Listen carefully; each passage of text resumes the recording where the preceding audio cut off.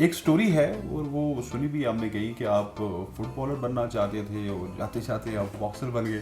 یہ کیا ہے اس میں بتائیے گا ذرا. بالکل یہ لائک اسپورٹس کمپلیکس میں ٹرائلز ہو رہے تھے فٹ بال کے, تو وہاں پہ مجھے بہت کریز تھا فٹ بال کا, تو میں کھیل رہا تھا. تو وہاں پہ ایک باکسنگ ٹیم تھی, تو جن نے ایک دفعہ دیکھا تو ان نے میری ناک وغیرہ دیکھی نا تھوڑی لائک وہ ہے, تو انہوں نے کہا کہ یار آپ باکسنگ ٹرائی کرو نا. باکسنگ کھیلی تو نہیں, میں نے کہا نہیں کھیلی. صرف ناک سے انہوں نے کیا؟ ہاں ناک, اور میرا لائک میرا جو اسٹرکچر ہے باڈی لائک اسٹرانگ ہے شروع سے ماشاء اللہ.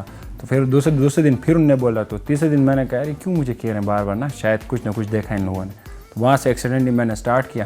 پھر جب باکسنگ میں آیا تو مجھے پتہ چلا کہ یار لائک ہمارا کوئی ایسا نہیں ہے, مطلب آج تک کوئی پروفیشنل نہ باکسنگ ہے نہ کچھ ہے, کوئی آج تک آگے جا کے پاکستان نہ ریپرزینٹ ہوا ہے. تو بس وہاں سے پھر مجھے تھا کہ جیسے کہ کرکٹر میں تو ہمارے بہت سارے لیجنڈس گزرے ہیں, کرنٹ ہیروز ہمارے ہیں, تو میں نے کہا اس اسپورٹس کے علاوہ بھی ہم نے جا کے اپنے پاکستان کو ریپرزینٹ کرنا ہے. تو وہاں سے پھر میں نے ایک مشن بنایا. اسٹارٹ میں جب یہاں پہ آئے تو آپ کو کوئی شوق نہیں تھا باکسنگ کا, فٹ بالر بننا چاہتے؟ بالکل بچپن سے مجھے کوئی ایسا شوق نہیں تھا لائک اس کا, تو میں فٹ بال وغیرہ وہ ڈریم کہاں پہنچی فٹ بالر کی, کیوں فٹ بالر بھی پاکستان میں بہت کم ہے. دیکھیں ایک ایٹ اے ٹائم ایک ہی کام کر سکتا ہوں تو بس وہاں سے پھر میں ٹرن ہوا باکسنگ میں. تو پھر میری قسمت اچھی یہ تھی کہ مجھے جو ٹیم ملی جس میں شاکر بھائی جتنے بھی سارے لوگ ہیں, یہ ایک لوئل ٹیم مجھے ملی جن نے مجھے بھائیوں کی طرح سپورٹ کیا.